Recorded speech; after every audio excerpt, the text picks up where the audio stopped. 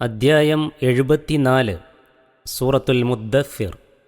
മക്കയിൽ അവതരിച്ചത്. വചനങ്ങൾ 56. നബി തിരുമേനി സ്വല്ലല്ലാഹു അലൈഹി വസല്ലമയ്ക്ക് ഹിറാ മലയിലെ ഗുഹയിൽ വച്ച് ഒന്നാമതായി ലഭിച്ച വഹ്യ് സൂറത്തുൽ അലക്കിലെ ആദ്യ വചനങ്ങൾ ആയിരുന്നു. അതിനുശേഷം കുറച്ചു കാലത്തേക്ക് വഹ്യ് ലഭിക്കാതിരിക്കുകയുണ്ടായി. അതുനിമിത്തം നബി സല്ലല്ലാഹു അലൈഹി വസല്ലം വളരെ പരിഭ്രമത്തിലും വ്യസനത്തിലുമായി. പിന്നീട് ആദ്യമായി അവതരിച്ച അധ്യായം യാ അയ്യുഹൽ മുദ്ദസ്സിർ എന്നു തുടങ്ങുന്ന ഈ അധ്യായമായിരുന്നുവെന്നാണ് ഭൂരിപക്ഷം ഖുർആൻ വ്യാഖ്യാതാക്കളും സ്ഥിരപ്പെടുത്തിയിട്ടുള്ളത്. ഇമാം ബുഖാരിയും മുസ്ലിമും റഹിമഹുമുള്ള അബൂ സലമ റളിയല്ലാഹു അൻഹുവിൽ നിന്ന് നിവേദനം ചെയ്ത ഒരു ഹദീസിൽ ഒന്നാമത്തെ വഹ്യിനു ശേഷം പിന്നീട് വഹ്യ് വരുവാൻ താമസിച്ച സംഭവം തിരുമേനി പറഞ്ഞുകേട്ടതായി ജാബിർ റളിയല്ലാഹു അൻഹു അദ്ദേഹത്തിന് വിവരിച്ചു കൊടുത്തിരിക്കുന്നു. അതിൽ നബി സല്ലല്ലാഹു അലൈഹി വസല്ലം ഇങ്ങനെ പ്രസ്താവിച്ചിരിക്കുന്നത് കാണാം. അങ്ങനെ ഞാൻ നടന്നുകൊണ്ടിരിക്കെ ആകാശത്ത് നിന്നൊരു ശബ്ദം കേട്ടു. ഞാൻ ആകാശത്തിൻ്റെ നേർക്ക് കണ്ണുപൊക്കി. അപ്പോഴതാ ഹിറാ മലയിൽ വച്ച് എൻ്റെ അടുക്കൽ വന്നിരുന്ന ആ മലക്ക് ആകാശത്തിനും ഭൂമിക്കുമിടയിൽ ഒരു പീഠത്തിന്മേൽ ഇരിക്കുന്നു. ഞാൻ അത് നിമിത്തം പേടിച്ചു വിറച്ച് നിലത്തേക്ക് വീഴാറായി. അങ്ങനെ വീട്ടുകാരുടെ അടുക്കൽ വന്ന് വസ്ത്രമിട്ട് മൂടിത്തരുവീൻ, പുതച്ചുതരുവീൻ, സമ്മിലൂനി ദസ്സിറൂനി എന്നു പറഞ്ഞു. അവർ എനിക്ക് പുതച്ചു തന്നു. ആ അവസരത്തിൽ യാ അയ്യുഹൽ മുദ്ദസ്സിർ മുതൽ ഫഹ്ജുർ വരെയുള്ള വചനങ്ങൾ അവതരിച്ചു. പിന്നീട് വഹ്യ് ചൂടുപിടിക്കുകയും തുടർന്നുകൊണ്ടിരിക്കുകയും ചെയ്തു. മുത്തഫഖുൻ അലൈഹി.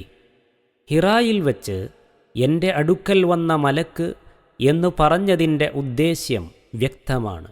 ഒന്നാമത്തെ വഹ്യ് കൊണ്ടും ജിബ്രീൽ അലൈഹിസ്സലാം വന്നതും സൂറത്തു അലക്കിലെ ആദ്യ വചനങ്ങൾ അവതരിച്ചതും അവിടെ വച്ചാണല്ലോ. ഈ സംഭവത്തെ വിശദമായി വിവരിച്ചുകൊണ്ട് ആയിഷ റളിയല്ലാഹു അൻഹയിൽ നിന്ന് നിവേദനം ചെയ്യപ്പെട്ടിട്ടുള്ള പ്രസിദ്ധമായ ഹദീസ് സൂറത്തുൽ അലക്കിൽ നമുക്ക് ഉദ്ധരിക്കാം ഇൻഷാ അല്ലാഹ്. എന്നാൽ ജാബിർ റളിയല്ലാഹു അൻഹു തന്നെ പ്രസ്താവിച്ചതായി വന്നിട്ടുള്ള വേറെ ഹദീസിൽ നബി സല്ലല്ലാഹു അലൈഹി വസല്ലമയ്ക്ക് ഒന്നാമതായി അവതരിച്ച ഖുർആൻ ഈ സൂറത്താണെന്ന് പ്രസ്താവിക്കപ്പെട്ടിരിക്കുന്നു. വഹ്യ് വരാൻ താമസിച്ചതിനു ശേഷം പിന്നീട് ആദ്യമായി അവതരിച്ച ഖുർആൻ ഇതായിരുന്നുവെന്നത്രേ ആ പ്രസ്താവനയ്ക്ക് ഹദീസ് പണ്ഡിതന്മാർ അർത്ഥം കൽപ്പിക്കുന്നത്. ആകയാൽ രണ്ട് ഹദീസുകളും തമ്മിൽ വൈരുദ്ധ്യമില്ലെന്ന് മനസ്സിലാക്കാമല്ലോ. സൂറത്തു അലക്കിലെ ആദ്യ വചനങ്ങൾ നബി സല്ലല്ലാഹു അലൈഹി വസല്ലമയോട് വായിക്കുവാൻ കൽപ്പിക്കുന്നവയാണ്. അതിൻ്റെ അവതരണത്തോടുകൂടി തിരുമേനിക്ക് നുബൂവത്ത് അഥവാ പ്രവാചകത്വം സിദ്ധിച്ചു. ഈ സൂറത്തിലെ ആദ്യ വചനങ്ങളാകട്ടെ തിരുമേനിയോട് എഴുന്നേറ്റു ചെന്ന് ജനങ്ങൾക്ക് താക്കീത് നൽകുവാനാണ് കൽപ്പിക്കുന്നത്. അഥവാ പ്രബോധനം ആരംഭിക്കുവാനുള്ള കൽപ്പനയാണത്.